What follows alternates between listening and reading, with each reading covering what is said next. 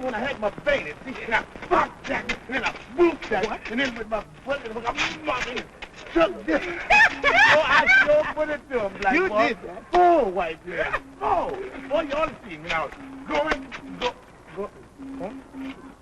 Excuse me, fellow.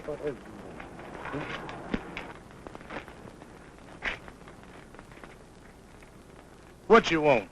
What's the matter, Tom? Ain't nothing the matter. You puffed up because Sissy put you down for a 10? Is she done stuck me for a 10? Yes, on that school subscription. Is that what you two was talking about all that time over at your house? Exactly. The proposition is this. Yeah? I've made a deal with Henry Hooker, the banker, to buy the Tomwood place south of town to build a school on. So I've raised $100. That is, when you kick in with that 10 Sissy put you down to pay. Oh. So if you'll come across, you can come with me down to the bank to make the payment and get the contract. Well, let me see how I'm fixed here. Get myself together and see how near I can get to it. Check it. I'm a little short anyway.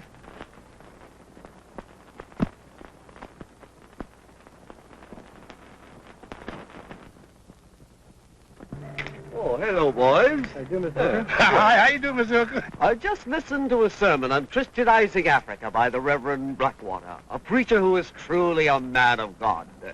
We must help men like Reverend Blackwater bring these heathen savages into the faith of God. Amen. Very true and very fine, Mr. Hooker. But what about the black heathens of the South? They're both civilized and Christianized, yet live a life of misery in many places. Hooker's been included until it's pitiful to behold. What about it, Mr. Hooker? That may not be your burden, you an American citizen, but it's somebody's burden to try to improve this condition. And I have therefore dedicated my life to the task. Accordingly, I'm here to see you about that deal. You came to see me about that land, Peter. That's it. Well, I'm very sorry to tell you, Peter, but you're too late for the Tomwood place. How's that? Why, I bought the land. Yeah, but you paid nothing for your option on it, Steiner. Well, I had a clear-cut understanding from Mr. Tomwood. I'll go see Mr. Tomwood. It's no use, Peter. I'll explain. Now, Mr. Tomwood surprised me too, Peter, but no use talking about it. In the meantime, I don't like to see anything so important as the education of our colored people held up. So I've been trying to do something. So that rather than let your project be delayed, I'm going to offer you the old Delahaye place at exactly the same price, Peter. $800.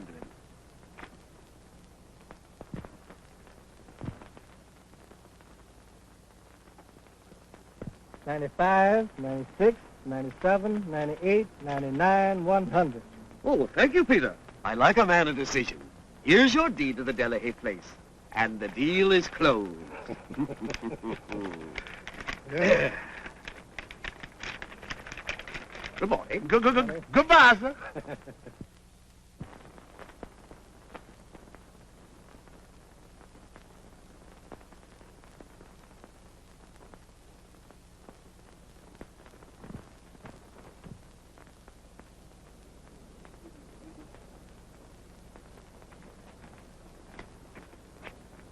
Well, that was done prompt and to the point, Tomp, like the business proposition should be consummated.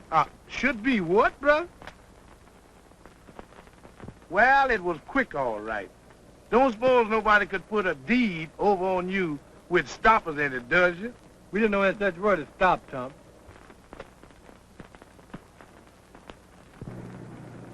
Now, Peter, I know what's the matter. I didn't do you right. Why did you turn down my proposition, Mr. Tomwood, after we had agreed on drawing up the papers? Well, I had to do it, Peter. Why, Mr. Tomwood? A white neighbor of mine wanted me to. Who, Mr. Tomwood? Henry Hooker talked me into it, Peter, through the mean trick. And I done you wrong. Henry Hooker?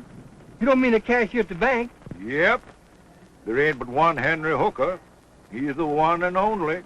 He told me if I sold you any of my land that you all would put up a Negro school and bring in so many blackbirds you'd run me clean off my farm. Well, he said it would ruin the whole town. A Negro school would. He didn't talk that way to me. Naturally. Henry has a different way of talking to every man, Peter. In fact, he just sold me the old Dillahead place in lieu of the deal I missed with you. The hell he did? Is that you, deed? Let me see it.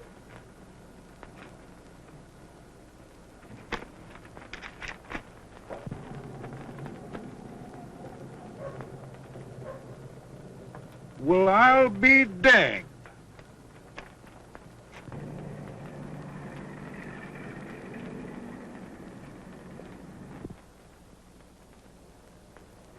That little old Henry Hooker always was a snake in the grass. He abused his position of trust. Why do you suppose he bought into Tomwood's place and sold me the Dillahead tract? I wonder, is that little old gimble-headed white man done put some stoppers in that deed he gave you? He might have. Piffle. Tain't piffle. I was talking sense, Hi-Hat. Stoppers? What do you mean by stoppers? I mean Negro stoppers, you fool. Negro stoppers?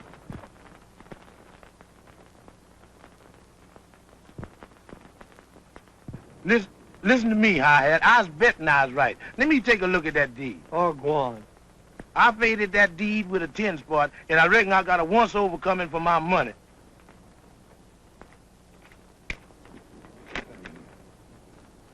This agreement is made the day of the... Something's up. I saw Henry Hooker give Signer a paper. They met Tomwood up the street who took the paper, looked at it, said something, then handed it back and walked away. Then Signer and Tump had an argument, and now Tump's reading the paper. Wonder what it's all about. $1 to a donut! That Henry Hooker's pulled a fast one on him. Well, let's have a Coca-Cola. It is hereby agreed that, dash you am, a Negro stopper as sure as you is born. Let me see your mare's nest. It's there. Now I reckon you'll understand what a stopper is.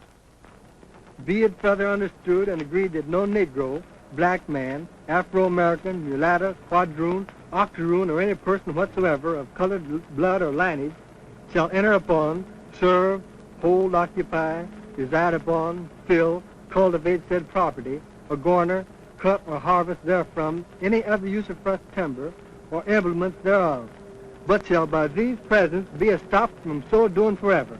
But that can't be legal. Legal? Legal hell. Anything a white man wants to put over on a Negro and a Hooker's business legal. Through all the schools clean up to Harvard. And then you let a poor white man like Henry Hooker put a fast one over on you. Well, you fool. Yeah. Where you going? Then look at Peter. I advise you against anything you fix to do unless you ready to pass in your check. No, Peter. Here you've been investing in real estate.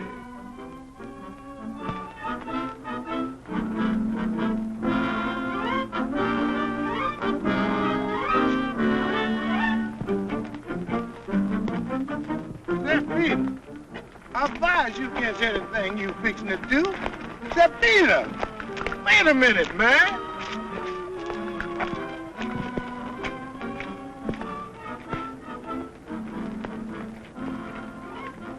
Mr. Hooker, Very busy now, Peter. I want to know about this deed. No time to talk about deeds now, Peter. But there's a clause in this time colored people occupying the place. Precisely. What about it? According to this, I can't establish a school on it. You cannot? Then what can I do with it? Sell it. I'll give you $10 for the option you hold in it. You mean you're willing to give me only $10 of the $100 I paid you not an hour ago? I'm not willing to give you anything, Peter, but I'll do so just to wipe the cloud the deed I gave you holds over it. I won't trade. You cheated me. Here's your deed. Stop there, Peter. Smell it. Oh, Peter there won't stick to his bargain and is walking away with $100 of the bank's money. Sick of your deal, Peter? Well, what you want done, Henry? Oh, nothing, I suppose. The signer was excited. You know how a Negro is. We can't afford to put every one of them in jail that breaks the law. And let me give you a little friendly advice. I'd just run an ordinary school for Negroes if I was you. This higher education that you have don't seem to make you any smarter when you come back than you were before you went away. Bobs, that was a great sermon the Reverend Blackwater preached. It made me want to help according to the Lord has blessed me. Couldn't you spare $5 to go along with my contribution?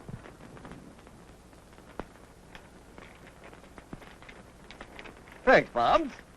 I've got the envelope ready. I'm dropping your 5 in with mine. $10 more for the great work, the salvation of the black heathens of Africa. Amen. Here, you better have this registered at the post office as you pass by, Bob. Good morning, Bob.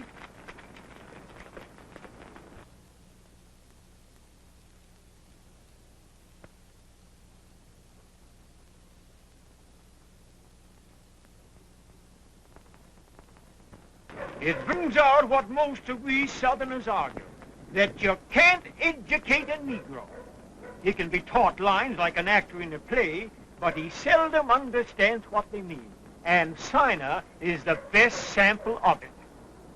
Hooker sure pulled a fast one on him. He'd have a hard time living that down in Hooker's Bend. Negroes ain't got much confidence in each other nohow. And this'll about wash educated Negroes up as leaders with them. It'll limit them to preaching and teaching. And I reckon this'll about finish Signer's theory of higher education.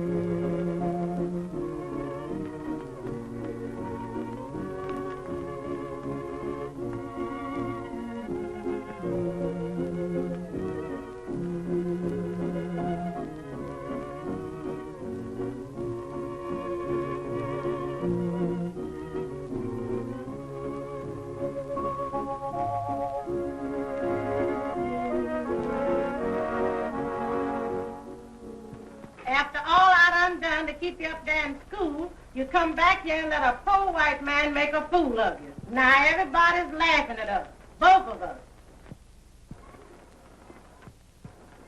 Hello?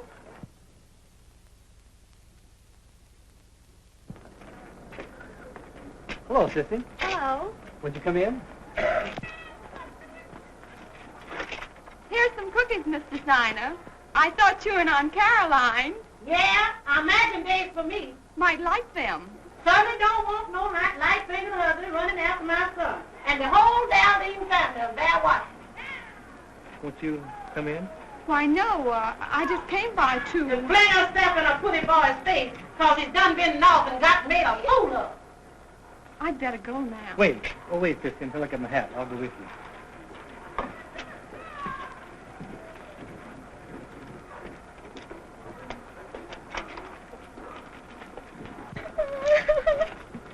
Poor dear. I'm so sorry.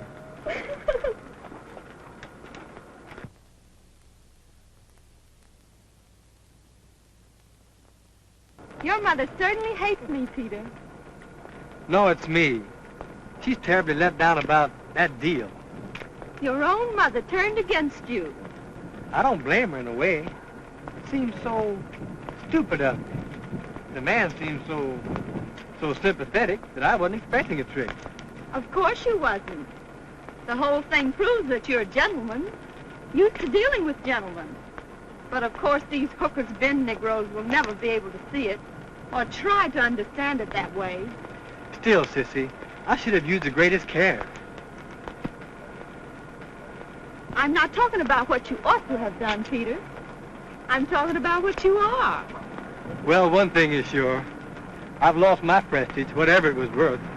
With the others, maybe. What are you going to do now? Find a way to get another 100, I suppose. Read the deed before I do any paying this time. Bravo, Peter. Bravo. I'm not the first man to make a mistake and get beat. That one mistake is not going to stop me. But my fist will, you yellow. Come on.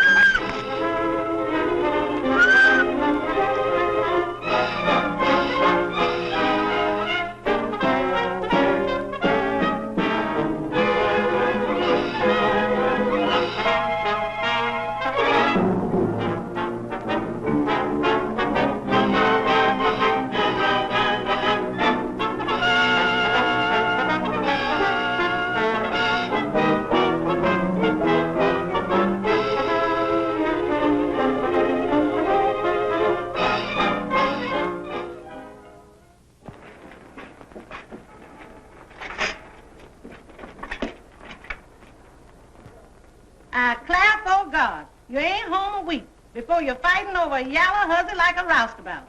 But, Mother, Me sweating over the wash tub so you could go north and learn a little sense, only to see you come back home and start chasing a dirty yellow hussy. Oh, Mother, I was only walking home with Miss Dildine. Miss Dildine, if you mean that stuck-up yellow fly-by-night hussy, then say so. Don't stand there mouthing Miss Dildine. Oh, my boy, my son.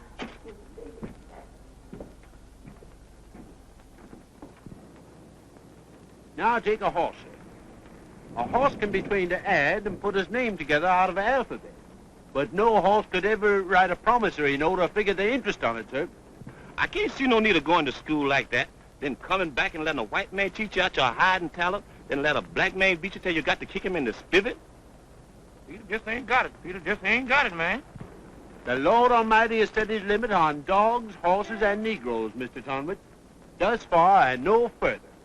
Now, seeing if education ain't a good at all, you're bound to beat the white man at one end and the black man at the other.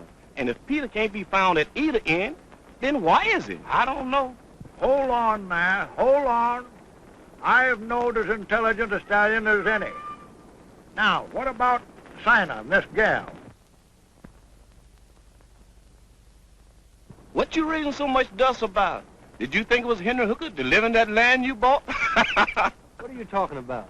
Does that ought to dust return it? By the way, Peter, you haven't happened to see Tunkback, has you? Is he borrowed a gun from you? Huh, that's funny. What's funny? I mean about Tump. Oh, yeah, Tunk. I thought he must have borrowed a gun from you, because he left Hobart's corner a while ago with a great big 45, inquiring where you is. Maybe that him Tunk now. But I guess I was mistaken.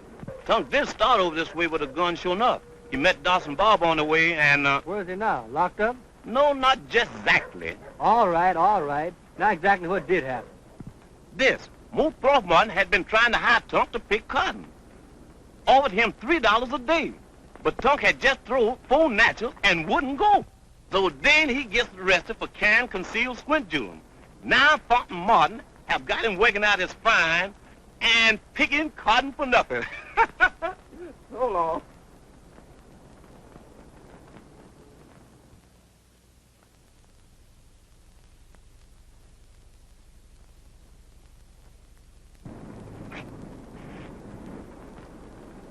Sissy. Sissy. Oh, Peter, come around here.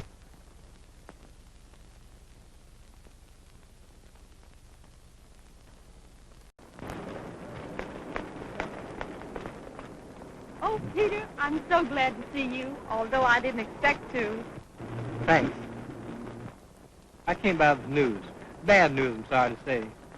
Oh, Peter, what is it? You haven't been... Not that again, Peter. Oh, no, Sissy, not that. Of course not that. But it's about Tom. Oh, Tump. Well, what about him? He's been arrested. What, again? But that's not fair. Please come in. Then you can tell me all about it.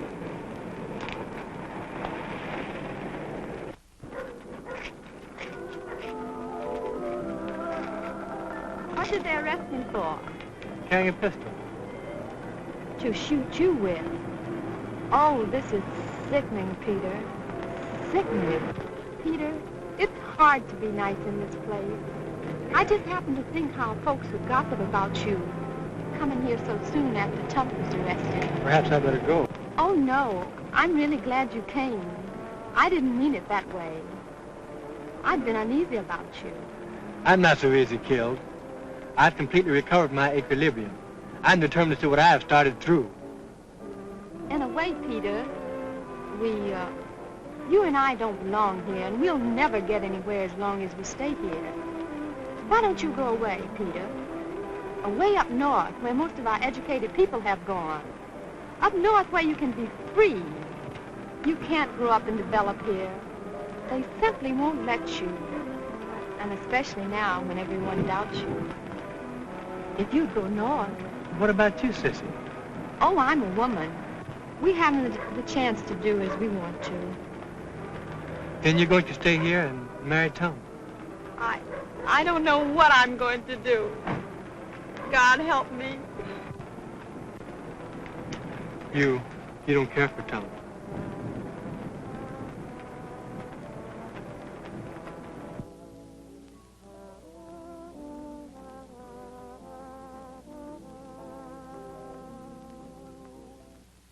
North, dear, and soon. Just you and I, Sissy. You and I.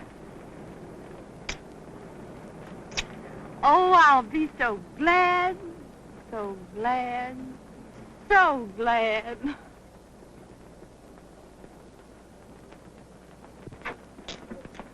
Well, Mother?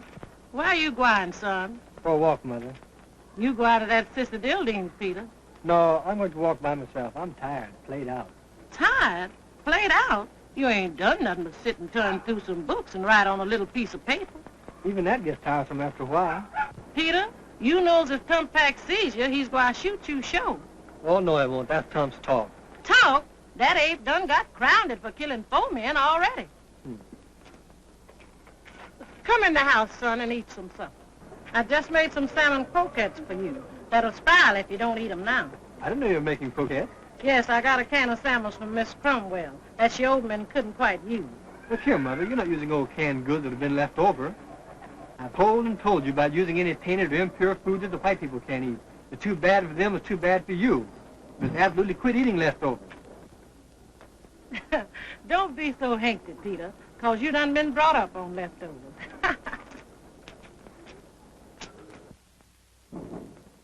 That you, son? Yeah, that's me, Mother. What's the matter, dear? Are you sick? I ain't feeling so well. It's my stomach. My mother, you are sick. What can I do? Here, fill it from the kettle.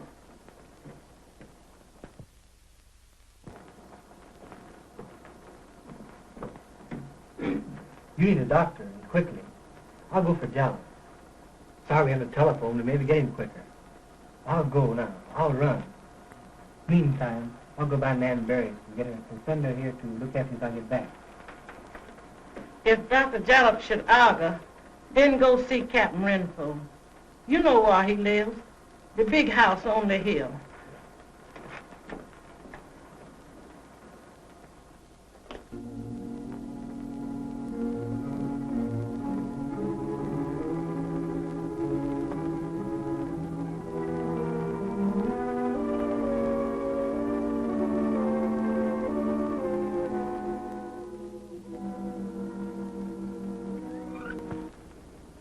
My mother's sick, Doctor. Who is it? Caroline Siner. She's been taken suddenly with... The fat negress who lives in a three-room house on 12th Street, didn't she? I'll show you the way. No, Carolyn Siner owes me a $5 doctor bill already. Our County Medical Association has made a rule that no Negro should... But great heavens, Doctor, she's dangerously ill. She might die. I'll pay you. Have you got the money there in your pocket? No, but I can get it. Yes, you can all get it. I'm tired of you Negroes running up doctor bills nobody can collect. You never have any money. Your wages are never large enough to garnish she. No, I'm not going. If you want me to visit her, go get $10. 5 for the old debt, the balance for this visit, and I'll... If Dr. Jalop should argue, go see Captain Renfro.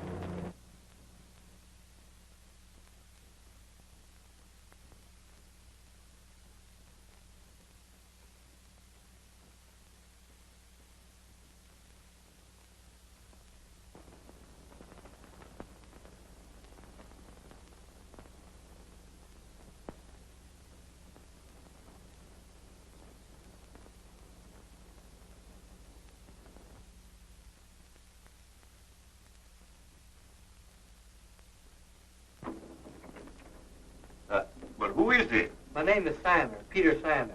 My mother's been taken suddenly ill. I've been to Dr. Jalop, but he won't go. Oh, Peter Siner and Caroline is sick. Well, now, that's too bad. Step inside. I'll call up Jalop and have him stop here and pick us up, and we can go and see what's wrong with Caroline. Now, won't you step in, please?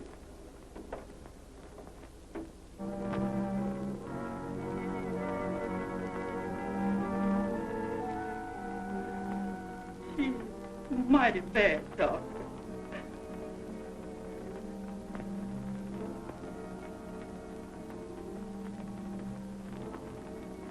Well, well, Caroline, what's this all about? I'm sick, Doctor. Awfully sick. No, no, Caroline. Don't talk that way. I'm going to fix you up quickly. Quickly.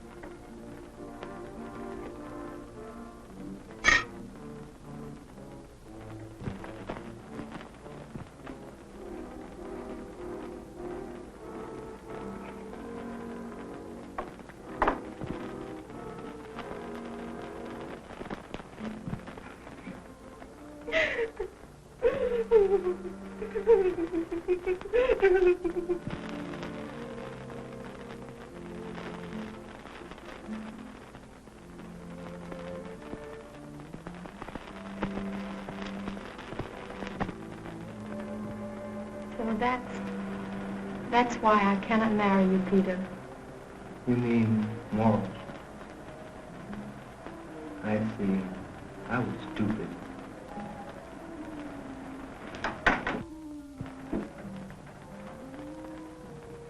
Well, I'm glad it's over. I'm glad you know.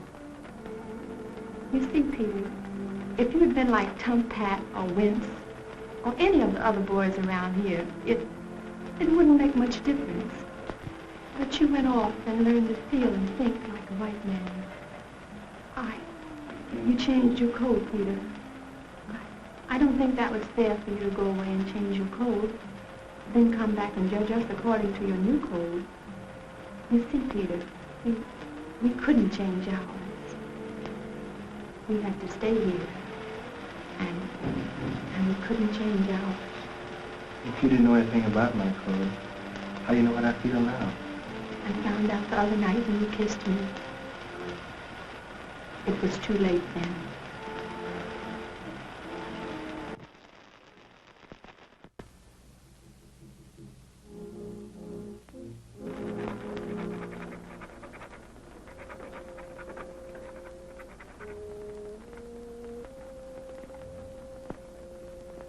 Her confession has destroyed all my plans. It has left me as anemic as my mother's death. It seems there was a certain similarity between the two events. Both were sudden and desolating. And yet, as my mother had vanished utterly from my reach, so now it seems that Sissy is no more. Sissy the clear-eyed, Sissy the ambitious, Sissy the refined has vanished away, and in her place stands a thief, more than a thief.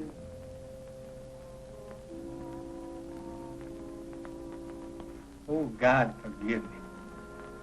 Forgive me.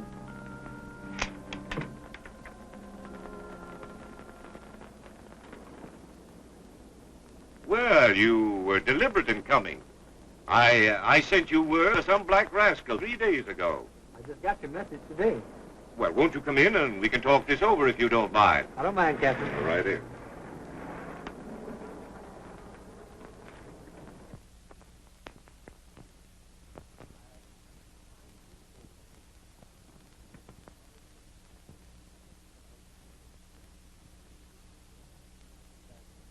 I'm growing old, and as a scholar and a thinker, I feel that I should give the fruits of my leisure to the world. That, in short, Peter, is why I've sent for you. I'm deeply gratified. I asked you to come here for another reason. I need a man about this house. Now, that is one phase of the work.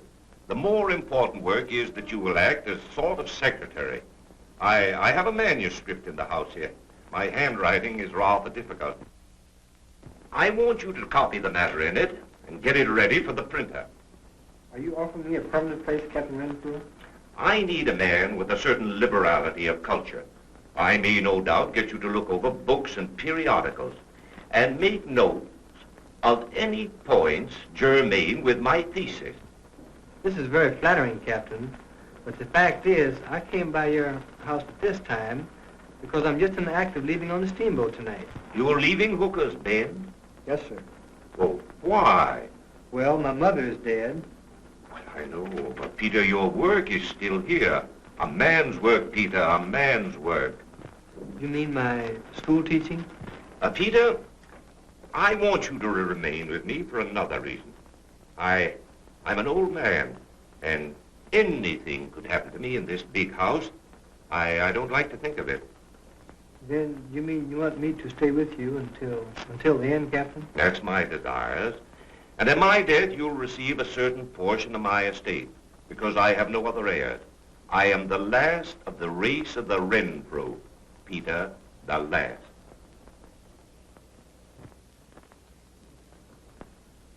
Well, now, Rose, I have a guest who has come to stay with me permanently.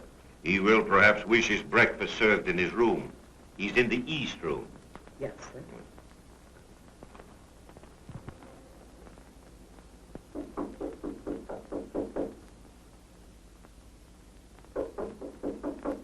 Come in.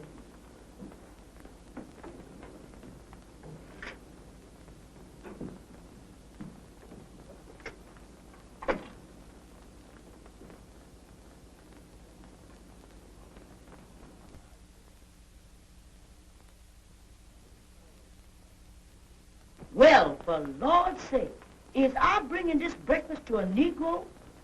I suppose it's mine. Well, what for? What for is you ain't come to the kitchen and eat off from the chef? Is you sick? I've never felt better in my life.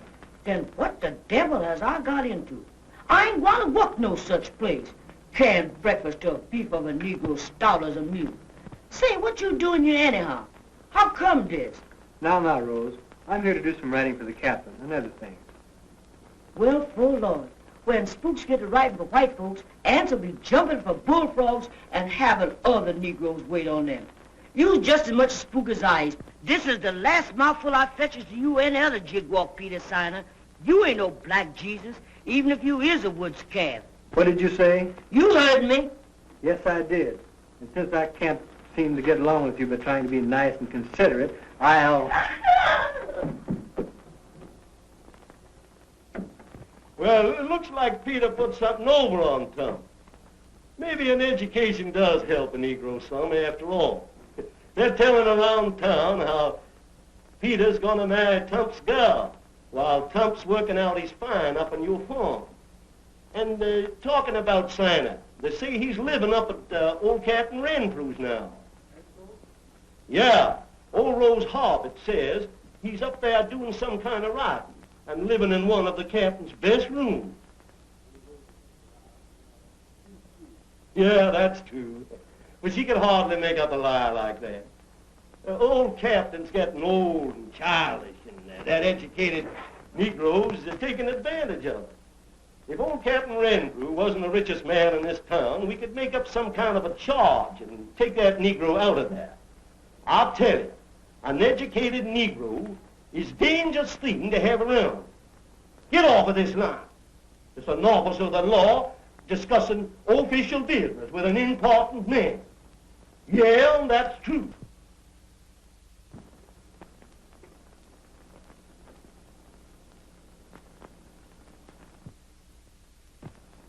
I hope it chokes you.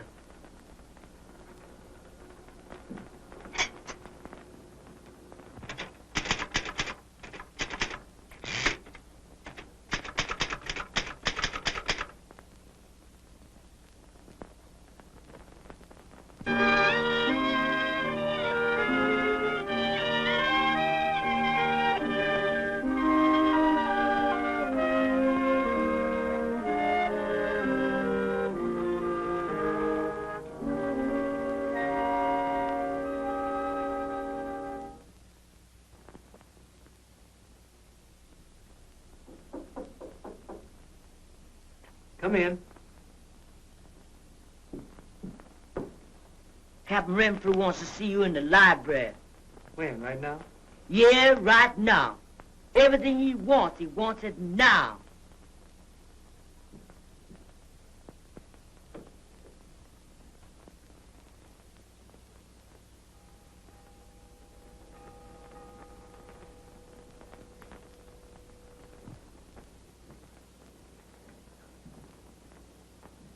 Good evening, Captain. Oh, good evening, Peter. By the way, I sent for you. Yes, sir. I believe you wanted me. Oh, yes, Peter. Downtown, I heard a rumor, well, connected with you, that I don't want to intrude on your private affairs. Not at all, not in the least. But are you thinking of leaving me? Why, no, not at all. Who told you I was? Well, to be exact, I heard that you were going to marry. Marry? Whoever in the world could have told you that? Are you? Indeed, no. I heard that you were going to marry a negress here in town called Sissy Dildine. But I'm not. That's settled. You say that it's settled? Yes. You had thought of it, maybe considered it. Well, at least that eases my mind. It eases my mind. It's not only the thought of losing you, Peter, but this girl that you're thinking of marrying is, well, let me warn you, she's a negress. A negress? I don't exactly mean a negress. She's a thief. And furthermore, she's not a good girl. I couldn't endure seeing you married to a thief. Yes. Yes, I've heard that before. Now, that's all, Peter. Good night. Good night, Captain Renfrew.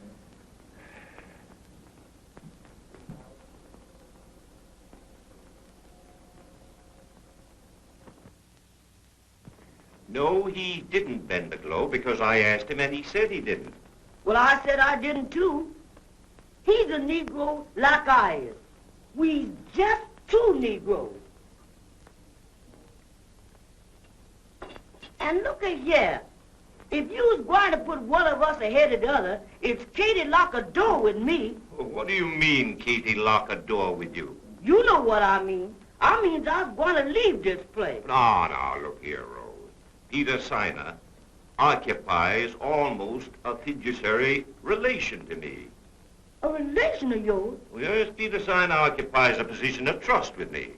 Yeah, I sees you trust him. Someday he's going to be of service to me, of great service to me. You know better than anybody else, Rose, my dread of some unmannerly death. Aye. And Peter has promised to remain with me until the end. Which end? Which end? Yeah, your end or Peter's end.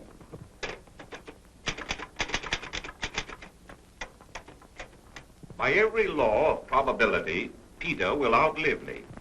Yeah, Peter'll come to an end with you when he marries that stuck-up, yalla, fly-by-night Sissy Dildine. But he's not going to marry her. He told me he didn't intend to marry her. Good Lord, what difference does it make what Peter say? Ain't you found out when a he-Negro and a she-Negro get to peeping at each other, what they say don't live in the same neighborhood, but what they does? No, that'll do, Rose, that'll do. That's all I need of you.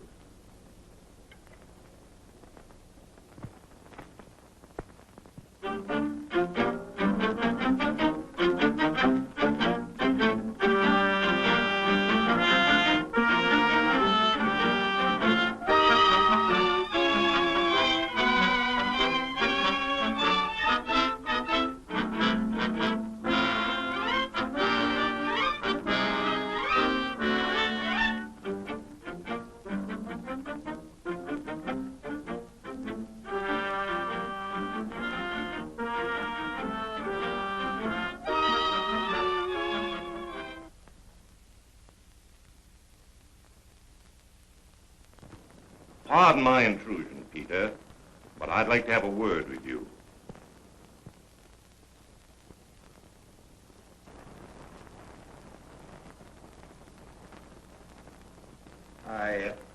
I mentioned this subject before.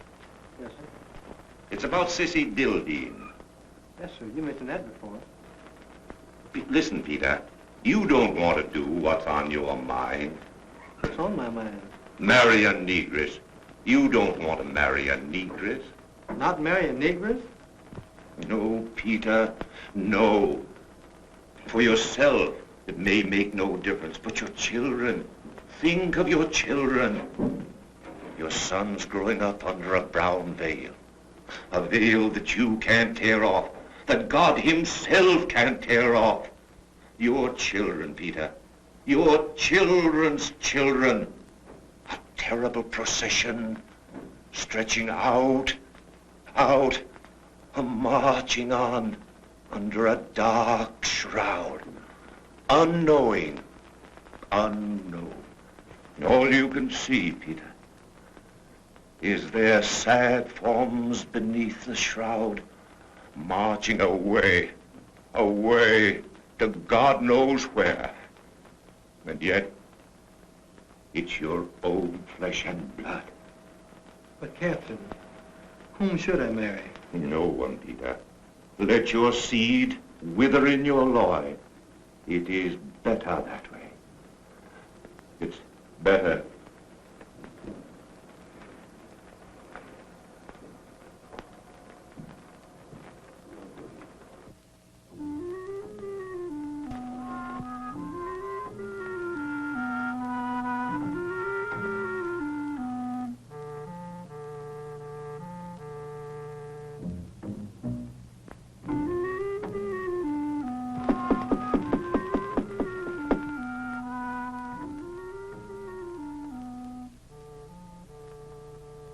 Peter? Oh, Peter, may I come in?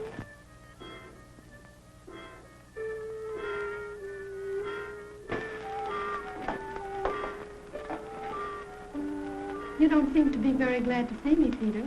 But I am, Sissy. Very glad.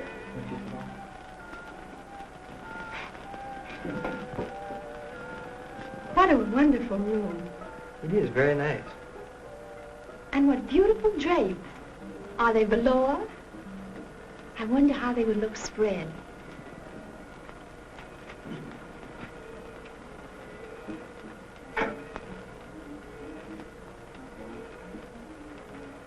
Perhaps I'd better build a fire.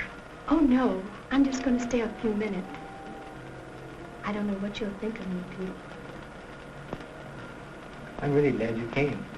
Are you, Peter? I really came by to ask you to help me. I want you to help me go away.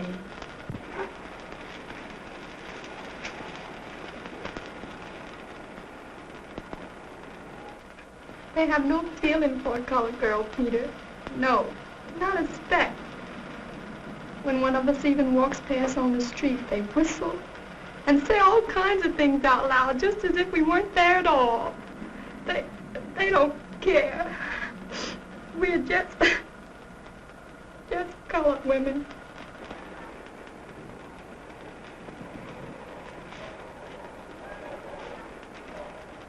Oh, they make you feel naked. Oh, Sissy, please.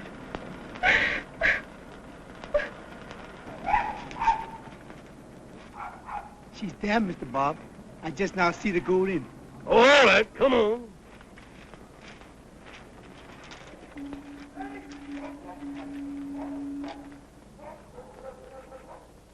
All right, we'll wait here till she comes out and then nab her.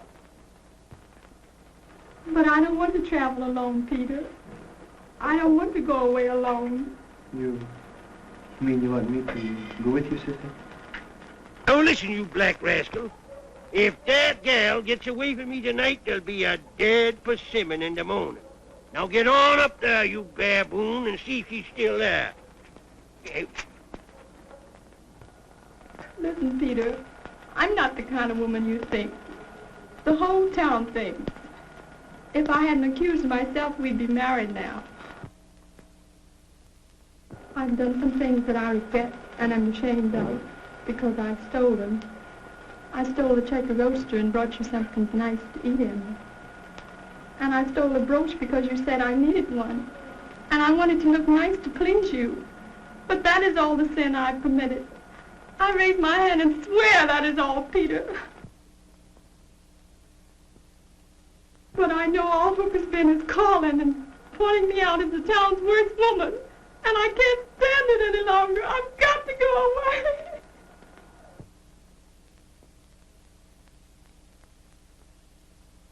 There, darling. Sissy, darling, don't try anymore. I love you, Sissy. I've loved you since the first day I saw you. If you had told me this before, that you had only stolen, we would have been married, and I would be helping you. I'm going to help you now, Sissy. The dogs is after me. The dogs is after me.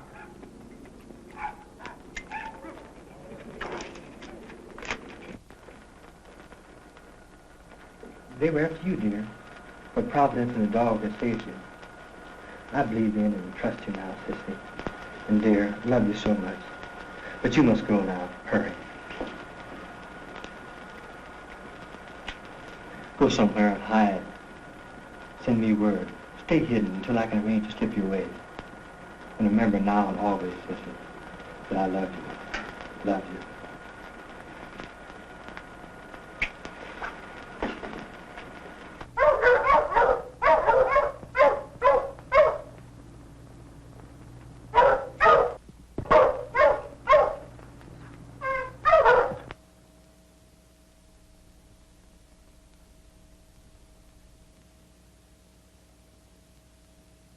Turn around, fella, and beat it.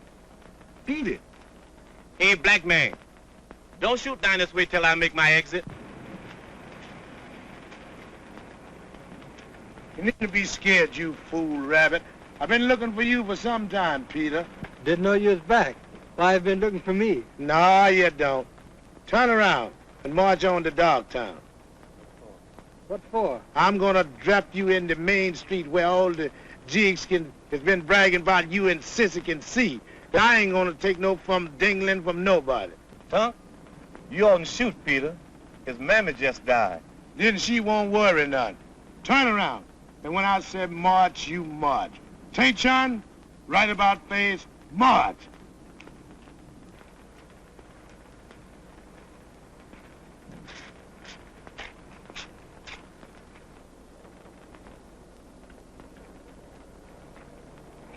What do you do with the gun, Tump? I thought it was against the law to carry one. You can carry 'em if you don't keep 'em hid. Mr. Barbs told me that when he gave my gun to me. So he gave it back, eh? After giving you 30 days for carrying it, he frees you and gives it back. What for? How the devil do I know? And what's more, I don't care. All I know, I got it, and I was going to drill the daylight through you as soon as we get to Dogtown. Come on, let's go. Wait a minute, Tump. Bobs don't like me. I broke no laws and have never done anything to him. But he wants me out of the way, so he gave you the gun, figuring you'd shoot me with it. I don't care nothing about Whooper. All I know, you done stole my gal, and I'm going to kill you for it. Come on, let's go. Come on. Tump, I'm not going to marry Sissy. I know you ain't, Peter. I mean, if you let me alone, I don't intend to. I ain't going to let you alone, Peter. Do you think this is the best thing to do, Tump? Shut your black mouth. What I care about what you said? You done weaned Sissy away from me. She won't even speak to me. She won't even look at me. All on account of you. I ought to drop you right here and now. Go on, shut up. March, go on.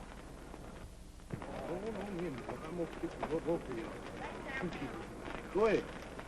We going on to town. We going on. Go on.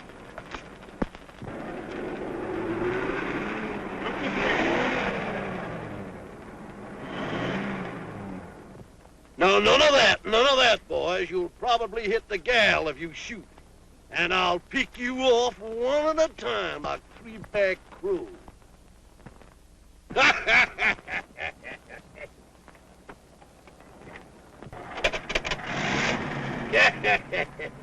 You're going up to the big house, gal. Peter, has Mr. Bobs done arrested Sissy? I don't know, Tump. Looks like it. For goodness sake, Sissy's arrested. Mine and your little deal's off, Peter. We got to save Sissy. I wonder what she done. She don't shoot crap, and she don't bootleg. Nah. Let's go to her home. Yeah.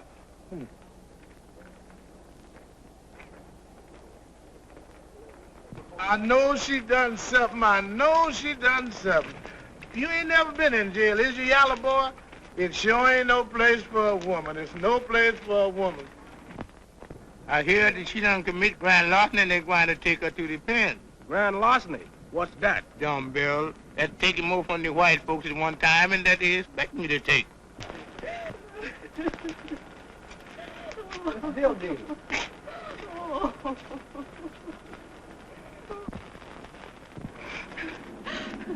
She took a brooch. They kept laying it around in her way. It was that Sam Birthright who did it. He wanted her to. Oh, Peter, it's too terrible to tell. Then last night, they had that old persimmon to watch her when she went to see you. They tended resting her then, but Sissy took the dog with her, and he run him away. But when she stole home a while ago to get a bite to eat, Persimmon was watching and runs and gets Bob. Oh, Peter, what'll we do? What'll we do, Peter? I'll save you, Sissy. I'll save you, Sissy. Don't be afraid. It's tough, and ours are coming. Attention! Right about face. Now, over the top.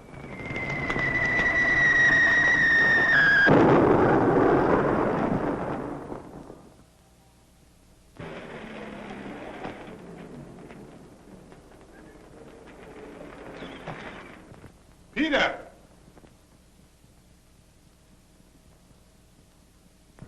Accident up at Jonesboro last night, Peter. Yes? Yeah.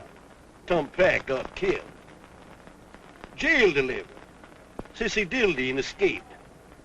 But I'll get her, Peter. Dawson Ball. always gets his Negroes, Peter. Yeah, always. Now, me and the sheriff, we knew Tump pretty well. And we know he'd never figure out a scheme to free that gal like that. But we figured as how it might have popped into the head of an educated Negro like you, Peter. Yeah. If you're hinting at me, I can assure you I had nothing to do with it, or knew nothing of any such plan. I didn't know the girl escaped till you told me just now. Maybe. You know, I've been thinking a lot about you lately, Peter. And if I was you, yeah, I'd just drift along quietly out of this here town. You know, white folks and Negroes got along pretty well around here till you got back from school. But since you got back, a lot of unpleasant things have been happening. Now, for instance, the report got around last night that was you who got killed instead of Tump Pack. And when old Captain Renfrew heard it, he just up and naturally dropped dead. Oh, no. Captain Renfrew's not dead. You know, Peter, things continue to happen around here, and we don't like it. Now, there ain't room in this here town for the white folks and an educated Negro like you. So if I was you, I'd just drift on away quietly, Peter. Quiet.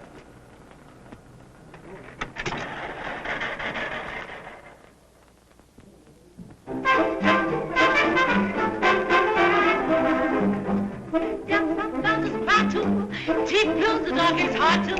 When the moonbeams on fire, the power of the was born.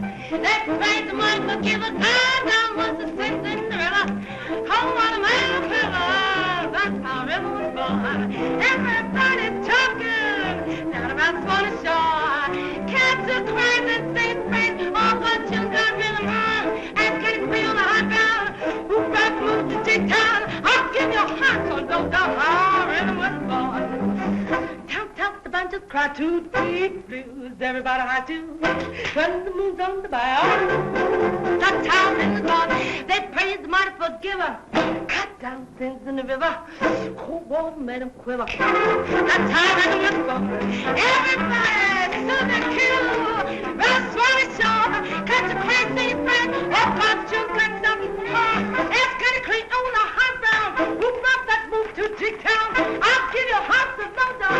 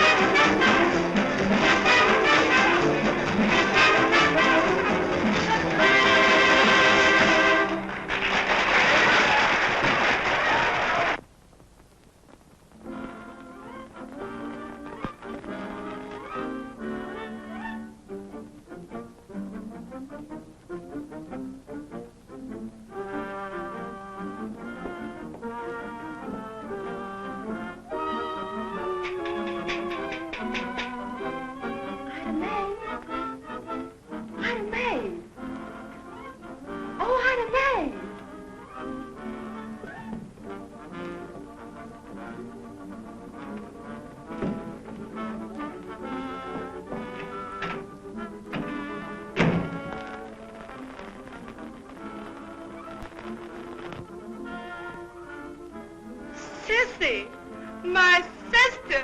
What on earth? Oh, come inside.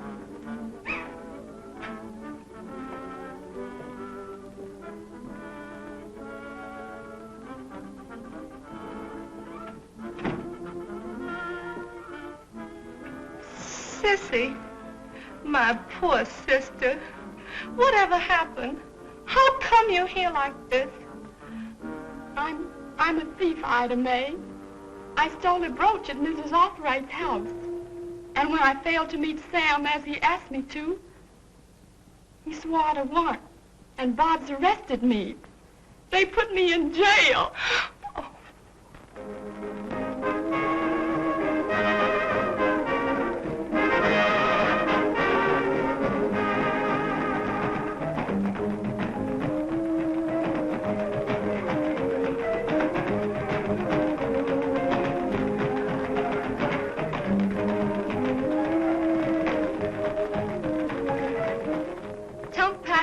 The jail and made them let me go, and I ran away.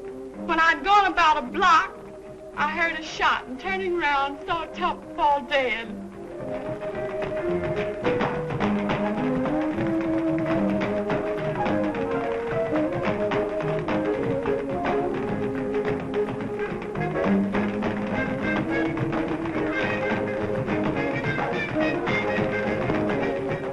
Warfields took me to the country and kept me hid for 3 days. Then one night I slipped out and saw the persimmon peeping through the bushes. I didn't want to get the Warfields into trouble, so after midnight, I slipped away.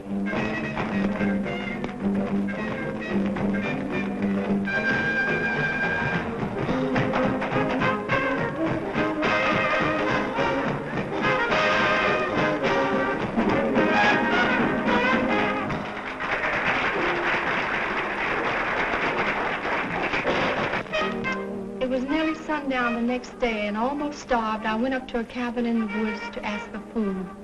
When about 2 miles down the road, I heard the dogs. The bloodhounds were on my trail.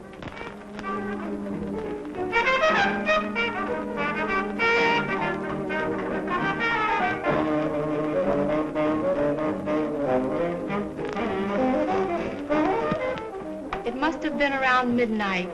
I could tell, for the moon was shining. I had run through creeks, swamps, over mountains, but I couldn't get rid of those dogs or the persimmon.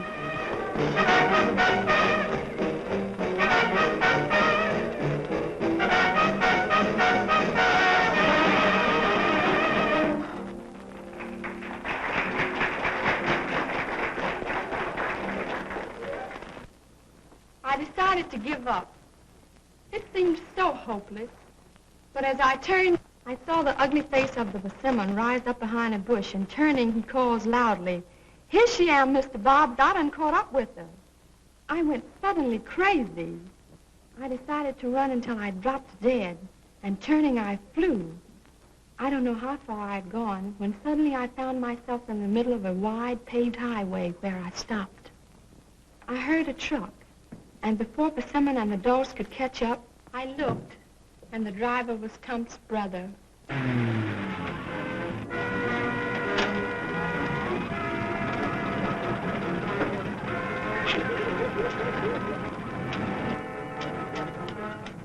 Sissy!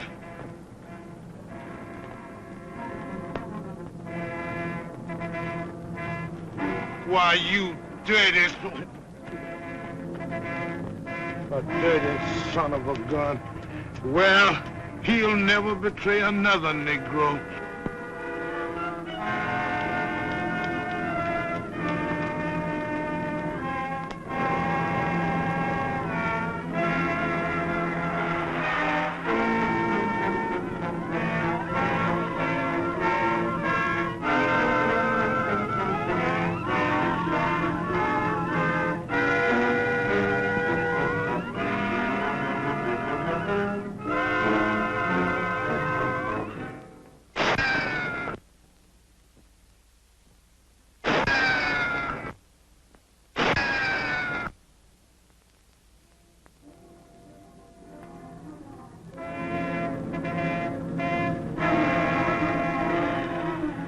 Well, Sissy, you poor little thing.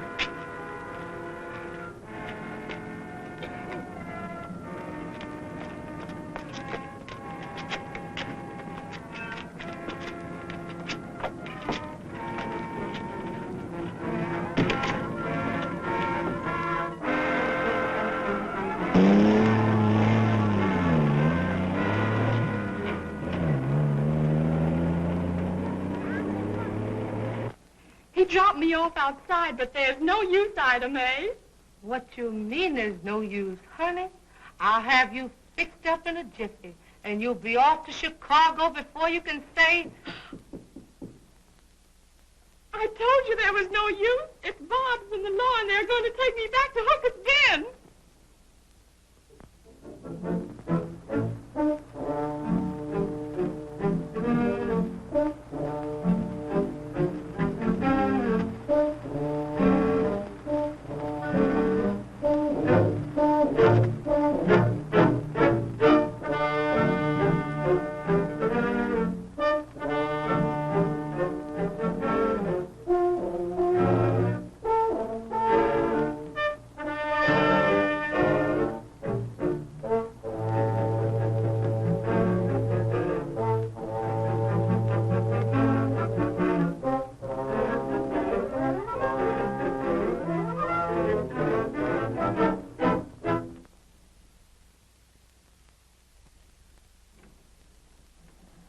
Peter. Ida Mae. I'm looking for Sissy. Is she here? Oh, Sissy, my darling. It's no use, Peter. I'm a thief and no good. Don't let Mr. Bobbs take me on back to Hooker's Den and hang me. Mr. Bobbs won't be here. No one's going to hang you. Instead, Sissy, we're going to get married and live happy until we die. Here, Ida Mae. Read this telegram I just received. Peter Steiner, care of Western Union, Nashville, Tennessee. Find Sissy and bring her home. Everything has been adjusted. Mrs. Arkwright canceled the warrant Sam took out for her arrest and sent Sam away to a reform school. They probated Captain Renfrew's will today, and a great surprise awaits you. So find Sissy and bring her home at once. Wait, here's some more. They found the Persimmon's body on the road to Nashville. He'd been shot 3 times. Nobody knows who did it.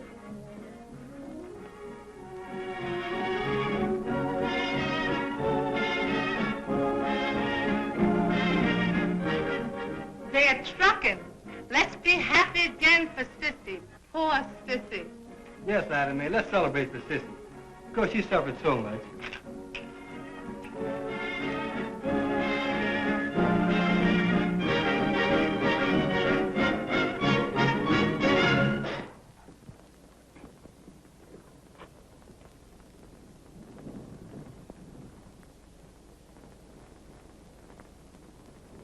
And when they filed old Renfrew's will for probate, what do you reckon they found?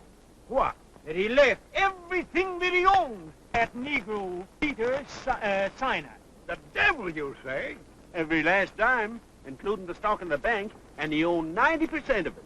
It looks like the end of Henry Hooker to me. Well, I'll be jiggered. And what's Steiner going to do with it? Well, what's so funny about it?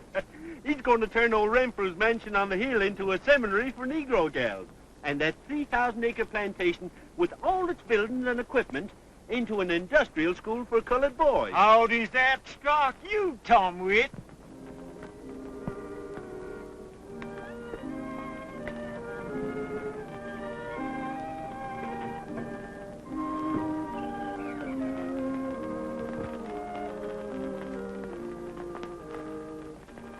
Well, dear, now that we're married and you're mine forever, we'll drive to Chicago for a brief honeymoon, then back here to begin our last work. Yes, Peter, dear.